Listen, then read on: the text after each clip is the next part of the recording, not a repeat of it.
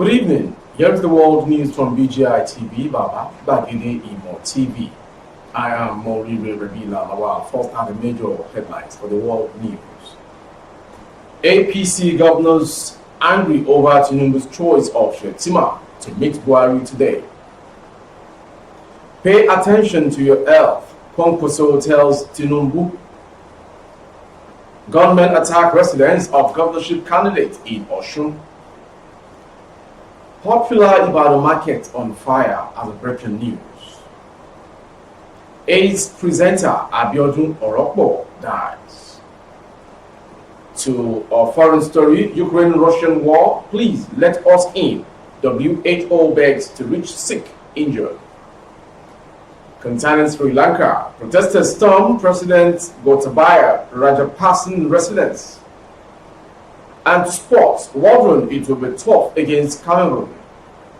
Oale named women of the match in Super Falcons win versus Burundi. Now the news in detail.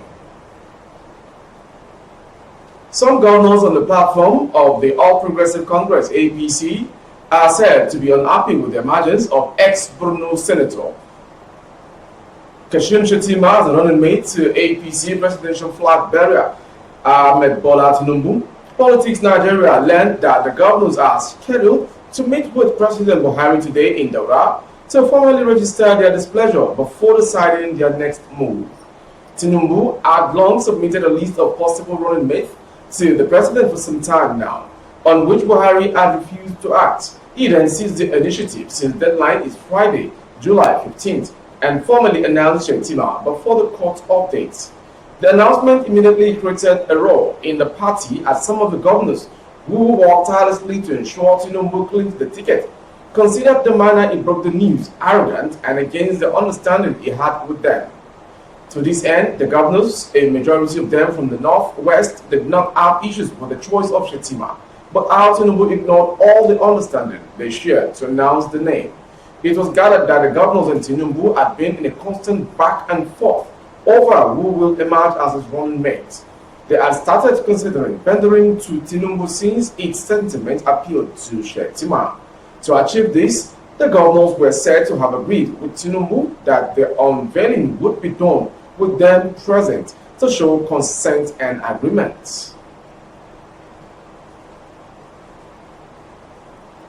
On the presidential race, the presidential candidate of the new Nigeria People's Party (NNPP), Senator Rabi Musa Kwankwaso, has advised the All Progressive Congress (APC) presidential flag bearer Asiwaju Bola Ahmed Tinubu to take things easy with the race for the presidency in 2023.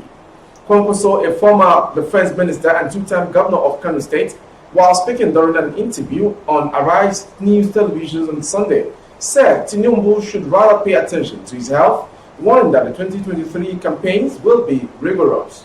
If you see my friend Bola, tell him to take it easy, take good care of his health, because I love him so much, he is my friend. This campaign is very rigorous, it requires a lot of effort, and so on and so forth. I hope he will take it so easy that we can continue the struggle to ensure one solid and prosperous Nigeria, Kwankwaso advised. Asked if he is threatened by Tinubu, Kwankwaso, who was the Deputy Speaker of the House of Representatives in the aborted Tech Republic, said Tinubu as a person is a good man, but he does not know what the APC presidential candidate would do differently from the current administration of President Muhammadu Buhari. My only worry is the platform. This platform I don't know. I know he is a strategist, Bola Tinubu. He is a good man. I had reasons to sit with him uncountable times from 1992 to date. I wish I would see him to ask him what he will tell Nigerians, what he will do differently from what Muhammadu Buhari is doing today.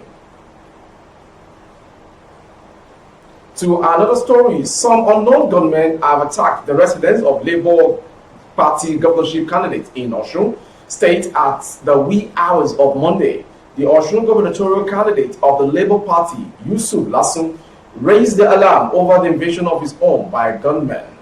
Lasun, in a statement via Twitter on Monday morning, stated that armed men were shooting sporadically in his residence in Ilobu, in Rekodun, local government area of the state. It was gathered that the gunmen launched the attack around 2 a.m. This Distress message by Larson Reed just in. Gunmen in uniforms are presently in my residence, shooting sporadically.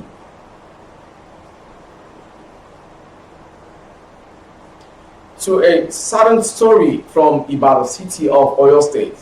A popular market in Ibadan, Oyo State capital, has been gutted by fire. Blueprint gathered that the market is known as Bodija, got born on Monday morning, one of the days the federal government declared as public holiday in respect to this year's Salah celebration by Muslim faithfuls. Authorities such as fire service and police are to comment on the incident with more details if possible.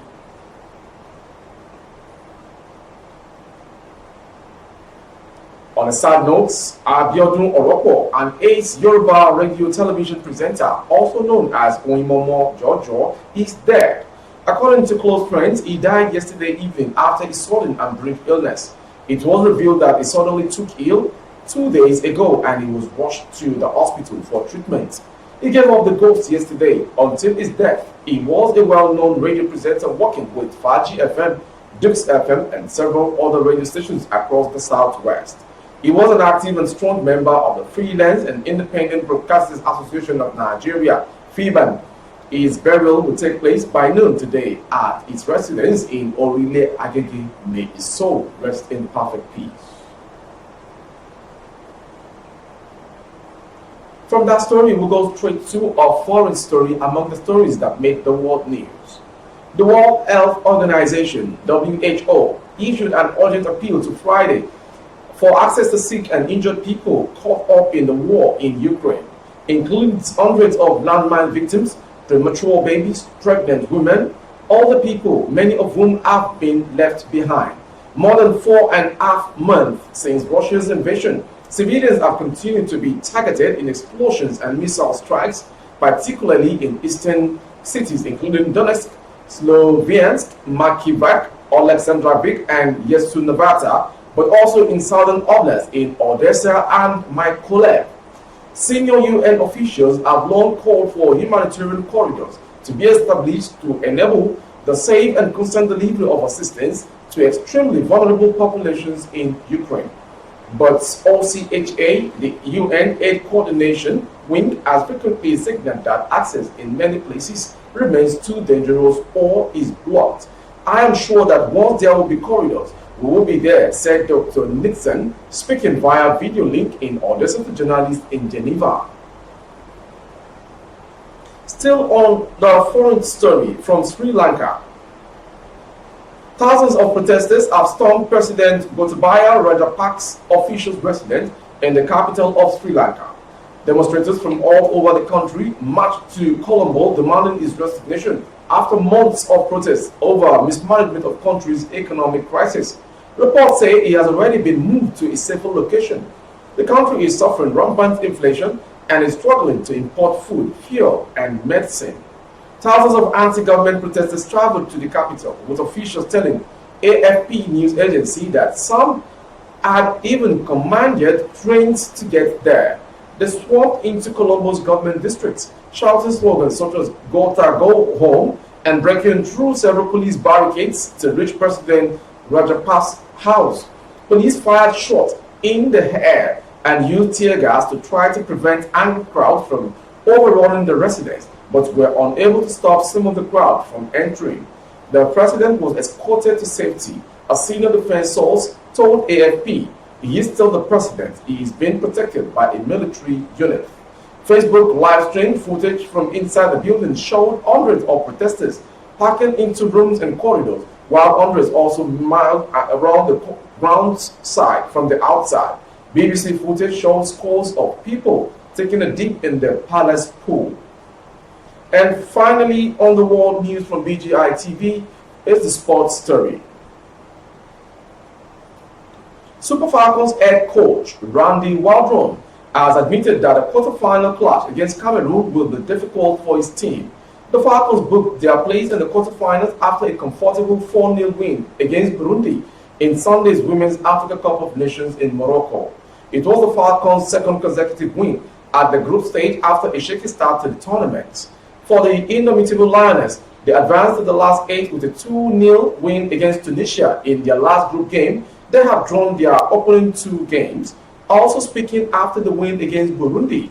Waldron, however, said his players are looking forward to the challenge. We understand the history between Nigeria and Cameroon. It will be a difficult game, and we are looking forward to the game. Changing of venue won't be any factor. The pitch will be fantastic, and the players are also looking forward to the game. Meanwhile, star defender Ashley Plontre was not listed for the game against Burundi after also missing the fixture with Botswana. But Warren allayed any fears as he assured that the Leicester City will be available for the game against Cameroon. He said she is fit and ready to play. It is my job to protect the players and ensure that they are in top shape, he concluded. Finally, with another sports story, Alaves defender Osinachi Ohale was named Woman of the Match following Super Falcons' impressive 4-0 win against the Swallows of Burundi on Sunday night, report CompleteSports.com. Ohale, who paired captain Onome Ebi in the central defense, put up a solid showing in the encounter. The 30-year-old has played every minute of Nigeria's 3 games in the competition going on in Morocco. Our compatriot Francisca Odega was named Woman of the Match in the team's previous win against the Maris of Botswana. Rashida Ajibade Peace and Uche Nakano Brace were on target for the Super Falcons against Burundians. Randy Wallenside will take on Cameroon in the quarterfinal on Thursday. That was the world news from BGI TV, but before we go, some major headlines. APC governors angry over Tinubu's choice of Shettima to meet Buhari today. Pay attention to your health, Kwankwaso tells Tinubu. Gunmen attack residents of governorship candidates in Osun. We also brought to you on the death of Ace presenter Abiodun Orokpo. And lastly, Ohale named Woman of the Match in Super Falcons win over Burundi. Thank you for watching. For more updates of our broadcast on YouTube, the handle is Baba Bagede Imo TV. Kindly subscribe and click on the notification bell. Select option all. On Facebook, Bagede Imo with Alawiye Adebayo. Please like and follow the page. On Instagram, Bagede Imo _22. For advert placement of your goods and services, coverage of events and function, do call the phone number streaming on your screen for advert placement. Thank you for watching. I am Moriwe Rebina Lawa. Good evening. Oh, na, na, na. If you want to know what's going on in city, or you want to listen to the latest news and gist, no stress, oh, just tune to BGI TV. BGI TV.